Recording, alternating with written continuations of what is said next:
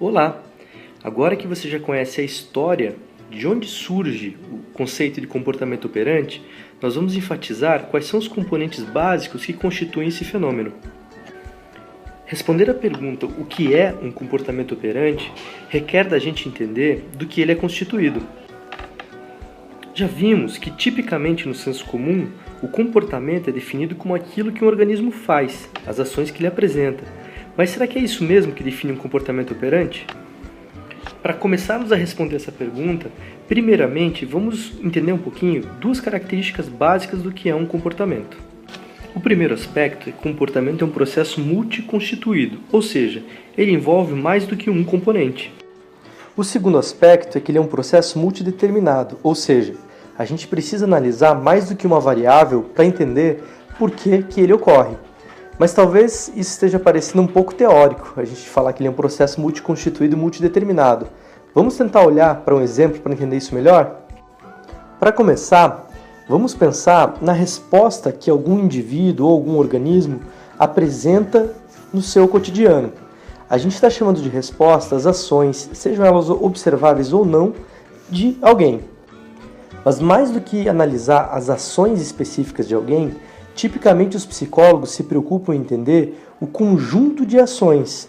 O que eu quero dizer? Mais do que analisar, por exemplo, um dia ou um evento de estudar de um jovem, a gente costumeiramente se preocupa com a classe de respostas estudar, ou seja, o conjunto de atividades que a gente chama estudar que tem uma mesma característica ou uma mesma função. E agora sim, a gente começa a pensar na ideia de um comportamento dito operante. Mais do que só olhar para as respostas que o indivíduo apresenta, é preciso também olhar para as consequências que são produzidas por meio dessas respostas. Ou seja, a relação entre aquilo que a gente faz, pensa ou diz e as consequências que a gente passa a produzir por meio das nossas ações começa a se tornar uma unidade básica para que a gente possa entender alguns processos psicológicos que a gente nomeia como comportamento operante. O terceiro componente do comportamento operante é a classe de estímulos antecedentes. A classe de estímulos antecedentes, ela se refere aos aspectos contextuais ou da situação na qual nós apresentamos certas respostas.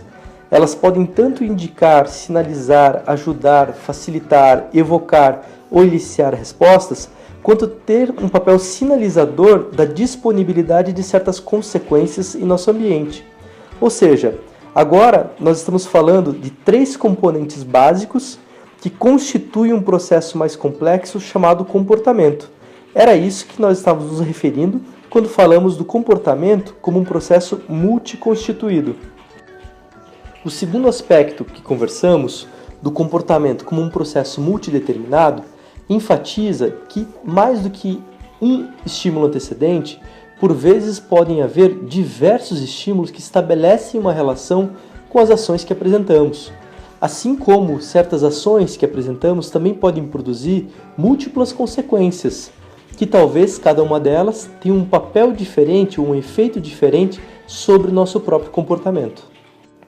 Para efeitos práticos do nosso estudo nessa disciplina, por ora, ainda vamos enfatizar mais fortemente apenas as relações entre as classes de resposta e as classes de estímulos consequentes, que constituem a base daquilo que nós chamamos de comportamento operante.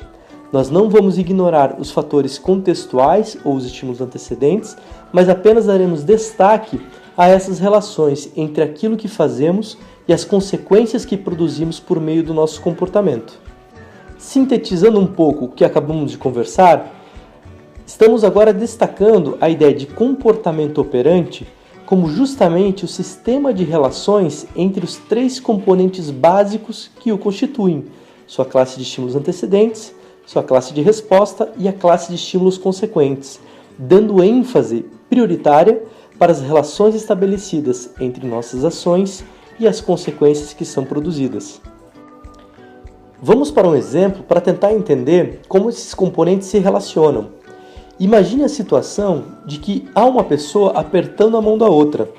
Talvez possamos olhar para isso e supor que ela está cumprimentando, dando oi ou tchau, Entretanto, se nós olharmos para os aspectos antecedentes e consequentes a essa resposta, talvez a gente passe a identificar outros tipos de relações que estão sendo estabelecidas. Como, por exemplo, se nós estivermos num contexto que é de campanha eleitoral, na qual um candidato encontra possíveis eleitores, apertar a mão dessas pessoas talvez seja uma maneira de aumentar a predisposição das pessoas votarem no candidato. Seria mais claro para nós, nesse caso, denominarmos ou nomearmos esse comportamento como pedir votos e não cumprimentar. Vamos conferir um segundo exemplo. Nesse segundo exemplo, nós vamos usar o mesmo tipo de ação. Estamos observando alguém apertar a mão de outra pessoa. Nesse caso, a única variação na ação é um pouco a intensidade dessa ação. Esse aperto de mão agora é com um pouco mais de força.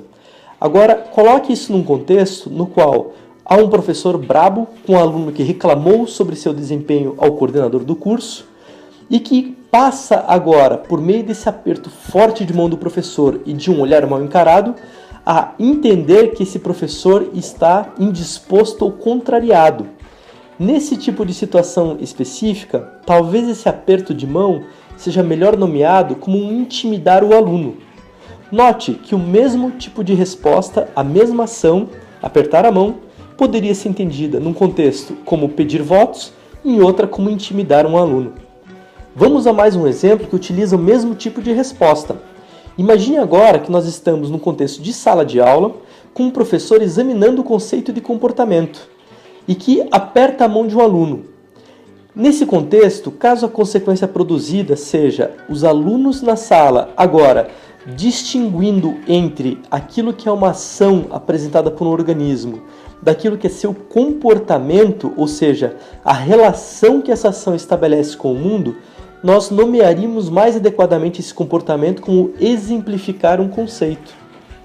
Nós acabamos de ver 3 exemplos nos quais o mesmo tipo de ação apresentada por alguém, quando eu altero aspectos antecedentes ou consequentes a essas ações, modificam completamente o comportamento que está sendo apresentado.